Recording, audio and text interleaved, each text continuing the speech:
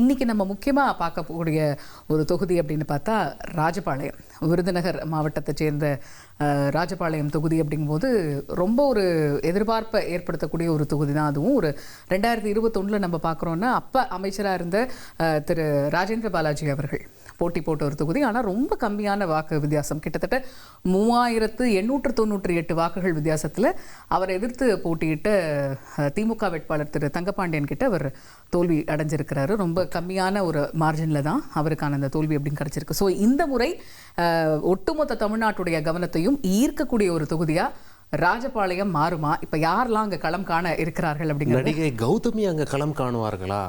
அதிமுக பாஜக கூட்டணி சார்பான வேட்பாளர் அவங்க நிற்பாங்களா அப்படின்னும் தகவல் இருந்த வட்டாரங்கள்ல பேசிக்கிறாங்க. ஸோ இந்த வாட்டி அது கௌதமிக்கு போக போது அதிமுக சார்பில் அப்படிங்கிறதையும் நம்ம பார்க்க வேண்டியதாக இருக்குது. அது மட்டும் இல்லாமல் தொகுதி மக்களுடைய எதிர்பார்ப்புகள்லாம் என்னென்ன இருக்குது, அங்கே களம் இந்த வாட்டி எப்படி இருக்குது அப்படிங்கிறதையும் நம்ம விரிவாக பார்த்துடலாமா? ராஜபாளையம் தொகுதி மக்களுடைய எதிர்பார்ப்புகள் என்ன, அந்த தொகுதியுடைய நிலவரம் என்னங்கிறத பார்க்கலாம். மக்களே, உங்க தொகுதி பத்தி கொஞ்சம் தெரிஞ்சுக்கோங்க.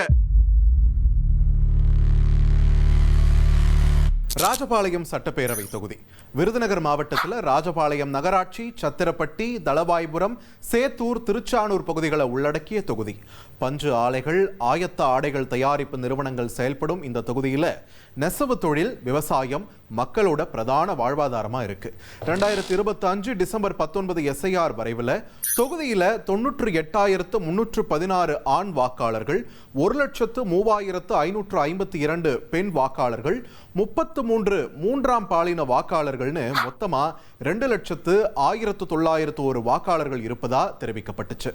தொகுதியில் இதுவரைக்கும் நடந்த தேர்தல்களில் அதிகபட்சமா அதிமுக 5 முறையும், திமுக 4 முறையும் வெற்றி பெற்றிருக்காங்க. காங்கிரஸ் 2 முறையும், இந்திய கம்யூனிஸ்ட் கட்சி 1 முறையும் வெற்றியை தனதாக்கியிருக்காங்க. சுயேட்சையும் 2 முறை ஜெயிச்சிருக்காங்க. கடந்த 2021 தேர்தலில் தொகுதியில் 2016 போட்டியிட்டு வென்ற தங்கப்பாண்டியனை திமுக மீண்டும் களம் இருக்குச்சு. அவருக்கு எதிராக அதிமுகல அப்போ அமைச்சராக இருந்த ராஜேந்திர பாலாஜி போட்டியிட்டாரு. அவர் 2016 ஜெயிச்ச சிவகாசியை விட்டுட்டு ராஜபாளையத்தில் போட்டியிட்டாரு. தேர்தல் முடிவு அவருக்கு அதிர்ச்சி அளிக்கிற வகையில் அமைஞ்சது. 74,158 வாக்குகளை வாங்கின தங்கப்பாண்டியன் வெற்றியை வசமாக்க 70,260 வாக்குகளை வாங்கின ராஜேந்திர பாலாஜி 3,898 வாக்குகள் வித்தியாசத்துல போராடி தோற்று போனாரு. அமைச்சர் தோற்று போன தொகுதியா ராஜபாளையம் பேசப்பட்டுச்சு. 2021 கை நழுவி போன தொகுதியை கைப்பற்ற அதிமுக தீவிரம் காட்டுது. NDA கூட்டணியில ராஜபாளையத்துக்கு பாஜக குறிவைப்பதாகவும் பேசப்படுது. இப்போ தேர்தல் நெருங்க தங்களோட எதிர்பார்ப்புகள் என்னன்னு ராஜபாளையம் தொகுதி மக்கள் சொன்னதை கேட்கலாம்.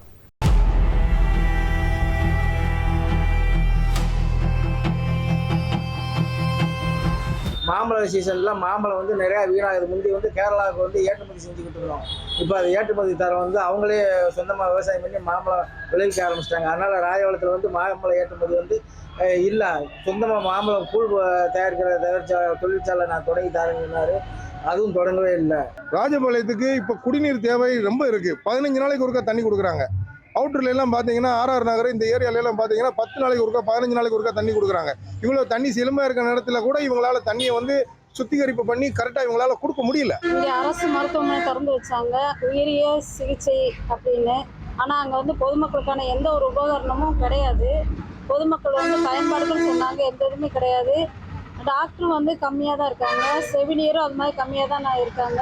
அய்யனார் கோயிலில் தண்ணி வருது, ரொம்ப எங்களுக்கு சிரமமாக இருக்குது அப்படின்னு நாங்கள் ஏற்கனவே சொல்லியிருந்தது.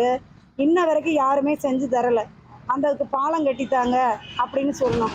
இன்ன வரைக்கும் யாருமே செஞ்சு தராதனால ரொம்ப அவஸ்தைப்படுதோம் நாங்கள் வந்து மக்கள். தென்றல் ராஜபாளையம் ராக்காச்சியம்மன் கோயில் போகிற ரோட்டில் தென்றல் பொதுப்பணித்துறையிலேருந்து குடிசமாற்றி வாரியத்திலேருந்து அடுக்குமாட்டு குடியிருப்பு கட்டிக்கிட்டு இருக்காங்க. குறைஞ்சபட்சம் பார்த்தாலும் 400 வீடு வந்து வீடு இருக்கிறவங்களுக்கு நல்ல வசதி படைத்தவங்களுக்கு தான் கொடுத்துருக்காரு.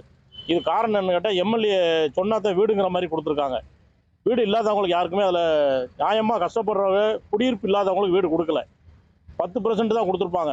400 வீடுக்கு மேலே நல்ல வசதி வாய்ப்பு இருக்கிறவங்களுக்கு வீடு கொடுத்துருக்காங்க. ஸோ ஒவ்வொரு எலெக்ஷன்ஸ் வரும்போதும் ஒவ்வொரு ஆட்சி வரும்போதும் மக்களுடைய கோரிக்கைகள் அப்படிங்கிறது சில தொகுதிகளெல்லாம் நீண்ட காலமாக வைக்கக்கூடிய ஒரு கோரிக்கைகளாக இருக்குது. அது போன்ற சில கோரிக்கைகளை நம்ம ராஜபாளையத்துலையுமே பார்க்க முடிஞ்சுது. இந்த கோரிக்கைகள் இந்த முறையாவது நிறைவேறுமா அப்படிங்கிறத நம்ம பொறுத்திருந்து பார்க்க வேண்டியதாக இருக்குது. எந்த அரசாங்கம் வரப்போகுதோ அவங்க இதெல்லாத்தையும் கவனத்தில் கொள்ளணுங்கிறது தான் ஒரே எதிர்பார்ப்பாக இருக்குது. இனி செல்லும் இடமெல்லாம் செய்தி. தந்தி டிவியின் வாட்ஸ்அப் சேனலை ஃபாலோ பண்ணினா செல்ல இருக்கும் இடமெல்லாம் செய்தி. இதோ QR கோட் இப்பவே ஸ்கேன் பண்ணு.